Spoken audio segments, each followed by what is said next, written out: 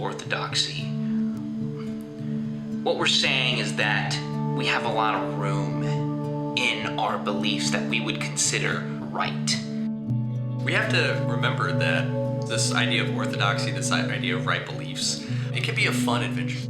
It can be one in which we're discussing with each other. And I think that's who we are as Hill City also. That's who we're trying to be as a church, as people that are promoting discussion. I think it's important that people are able to come at things with different lenses and different perspectives, and to be able to have a discussion about it, and still at the end of the day be able to agree on what their goal is and pursue that goal, whether they end up agreeing or not, recognizing that they may have some truth in their perspective that maybe you didn't see before.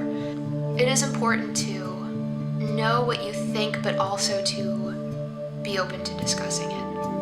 Because if you're just adhering to a system of beliefs, and that's the foundation of your faith, just the beliefs themselves, then you've got nothing. You have a house of cards that is just going to fall.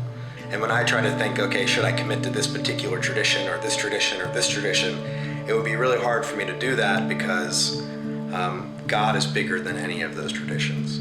These are core things that are very important to people. So there's a level of mutual respect that has to come into play to have a respectful conversation. It's not a nice to have feature of our faith. This is the center of our faith, that we have to hold many of these things loosely in order to have that oneness. And I think that's one of the beauties of community. When the church has not had a generous orthodoxy, things rarely go well.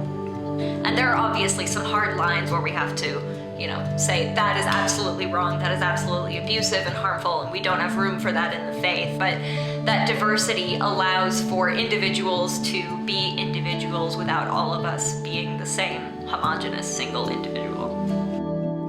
It's been in my marriage that this has been most clear to me, because I'll have certain levels where I get into it with people and I want to cut and run, and being in a marriage where we both have strong personalities and we disagree on so many things, and just being locked into that in certain times has been such a growth opportunity and such an opportunity to see beauty. And I think that's the case in any community group where you're locked in on some level.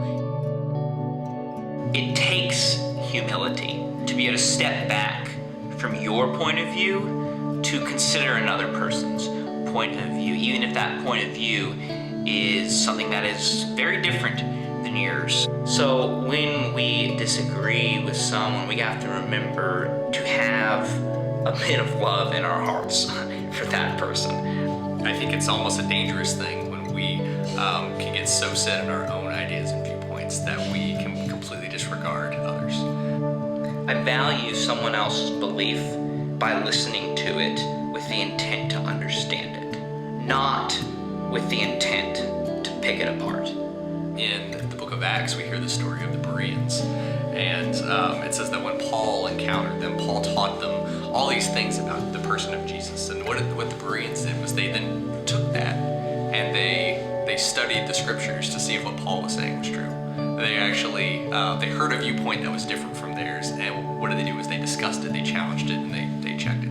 And so as part of having a specific orthodoxy, I think we have to be surrounding ourselves with people that might challenge those and disagree with those. And really, we need to have open discussion about these things. We need to talk, we need to not rule people out, we need